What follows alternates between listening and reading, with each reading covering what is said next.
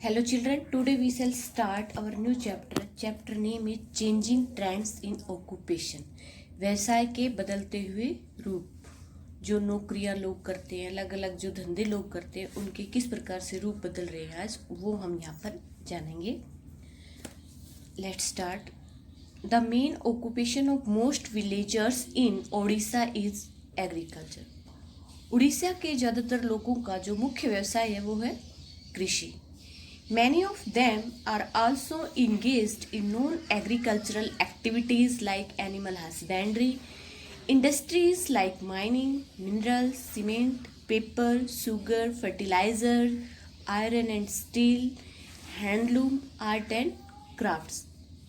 उनमें बहुत से लोग गैर कृषि कार्य भी करते हैं, जैसे पशुपालन, उद्योग हो गए, जैसे खनन, खनिज, सीमेंट, कागज, चीनी, खाद, लोहा और स्टील का, हथकरघा और कला और वास्तुकला।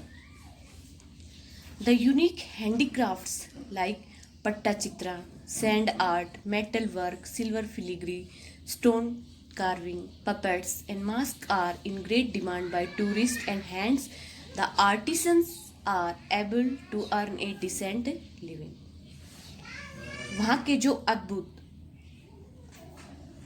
हाथों से बने हुए जो चीज़ें हैं, जैसे कि कपड़े के ऊपर चित्रकारी, सैंड की आर्ट हो गई, मिट्टी से कला बनाना, मेटल का वर्क हो गया, चांदी की जालियाँ वगैरह बनाना, पत्थर की नक्काशी, कठपुतलियाँ और जो मास्क होते हैं उनकी बहुत ज़्यादा मांग होती है, क्योंकि वहाँ पर जो पर्यटक आते हैं वो इन चीज़ों को बहुत ज़्यादा पसंद करते हैं, तो वो इन चीज़ों को खरीदते हैं। तो वहाँ पर इन चीज़ों की बहुत ज़्यादा डिमांड है पर्यटकों के द्वारा, और इसलिए वहाँ के जो कारीगर है वो बहुत ज़्यादा योग्य है एक शालीन जीवन जीने के, यानी उनका जीवन यापन बहुत अच्छा हो जाता है, उनकी कमाई का सोर्स अच्छा हो जाता है। नेक्स्ट, ऑक्यूपेशंस ऑफ विलेजर्स, गांव वालों के जो व्यवसाय है वो हम यहाँ पर पढ़ेंगे।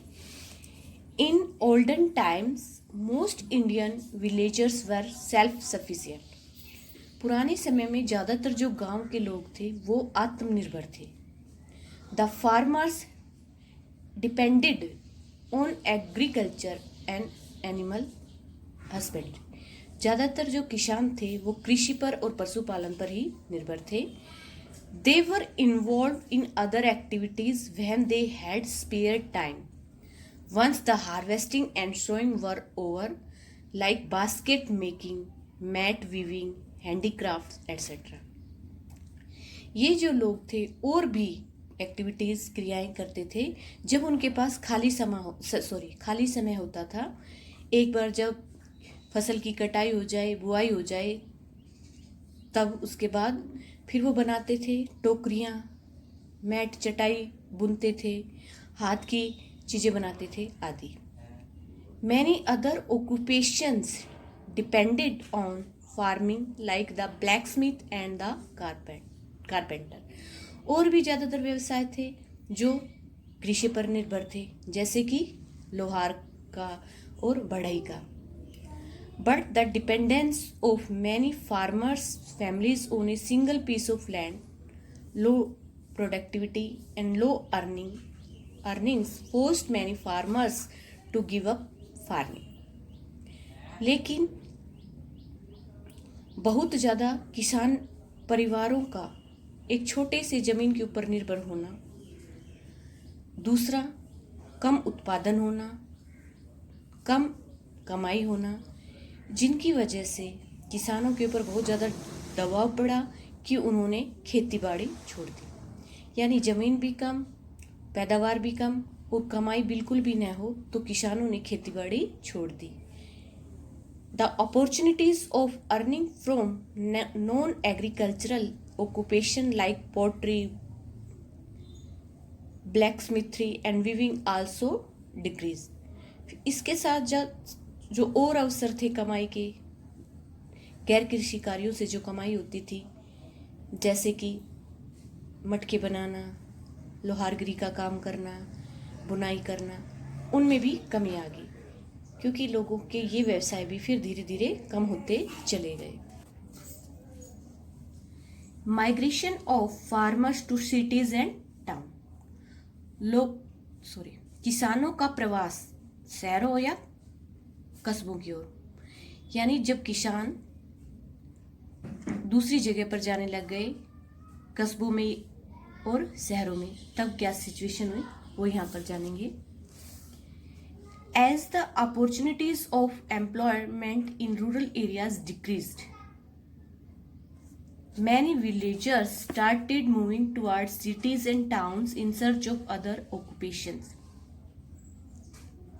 जब ग्रामीण क्षेत्रों में रोजगार के जो अवसर थे वो कम हो गए, तब ज़्यादातर जो गांव वाले थे वो शहरों और कस्बों की तरफ चल पड़े, नए व्यवसायों की खोज में, दूसरे व्यवसायों की खोज में। Most of them lacked the skill and training for taking up jobs in factories, offices etcetera. ज़्यादातर जो लोग थे उनके पास कोई विशेष स्किल नहीं थी, कौशल नहीं था उनके पास, और न ही उनके पास प्रशिक्षण था कि वो किसी फैक्ट्री में नौकरी कर ले, ऑफिस में नौकरी कर ले आदि। Hence, they had to work as labor on construction sites, in dhabas, or as rickshaw pullers. इसलिए उनको एक मजदूर के रूप में काम करना पड़ा निर्माण स्थलों पर, जैसे कि बिल्डिंग वगैरह बनती है तो वहाँ पर मजदूरों की ज़रूरत होती है, वहाँ पर ढाबा में काम करना पड़ा, और या फिर वो उन्होंने शुरू कर दिया रिक्शा खींचना। Sadly, some of them even had to resort to beginning. दुख की बात है, उनमें से कुछ जब उनको कोई नौकरी ही नहीं मिली, कोई काम नहीं मिला, तो उन्होंने भीख मांगना शुरू कर दिया। तो इसमें ये बताया है कि जब लोगों ने खेती बाड़ी छोड़ दी तो दूसरे व्यवसाय की तलाश में जब वो गए तो उनको बहुत सी कठिनाइयों का सामना करना पड़ा। नेक्स्ट, मैकेनाइजेशन ऑफ एग्रीकल्चर, कृषि का मशीनीकरण, यानी कृषि में जो मशीनों का इस्तेमाल होने लग गया तब वहाँ पर क्या चेंज आए वो यहाँ पर जानेंगे। The use of machines in agriculture brought a great change in occupations. मशीनों का प्रयोग खेती बाड़ी में, कृषि में, व्यवसाय में एक बहुत बदलाव लाया। A single machine replace the labour of many workers. एक अकेली जो मशीन थी वो बहुत से वर्कर्स, मजदूरों का काम एक बार में ही कर देती थी। Many farm labourers lost their source of income. बहुत से जो फार्म पर काम करने वाले मजदूर होते थे उनका जो इनकम का साधन था वो खो गया, वो नष्ट हो गया। However, machines and electricity in villages also created some new occupations like tubewell diggers, tractor drivers, salesmen, mechanics etc. लेकिन फिर भी मशीन और बिजली ने गांव में और भी नए व्यवसाय पैदा किए, व्यवसाय हुए मशीन और बिजली की वजह से। जैसे ट्यूबवेल जो होते हैं, ट्यूब से चलने वाले जो कुएं होते हैं उनको खोदने के लिए लोगों की ज़रूरत पड़ी। ट्रैक्टर ड्राइवर्स की, ट्रैक्टर को चलाने वाले की, सेल्समैन जो सामान बेचते हैं उनकी, और मैकेनिक्स जो मिस्त्री होते हैं उनकी। यानी इनकी वजह से और भी नए ऑक्यूपेशन भी धीरे धीरे डेवलप हुए गाँव में, जैसे कि ट्यूबवेल डिगर की, ट्रैक्टर ड्राइवर की, सेल्समैन की, मैकेनिक्स आदि।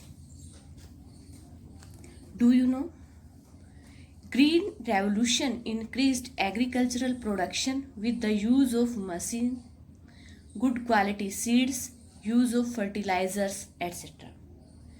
हरित क्रांति जो थी उससे कृषि उत्पादन बहुत ज़्यादा बढ़ा। उस हरित क्रांति में यूज हुए थे अच्छी मशीनें, अच्छे गुणवत्ता वाले बीज और खादों के इस्तेमाल से हरित क्रांति आई, और जिससे कृषि का उत्पादन बहुत ज़्यादा बढ़ा। कृषि से संबंधित जो भी प्रोडक्शन था उसमें बहुत ज़्यादा बढ़ोतरी हुई। Thank you.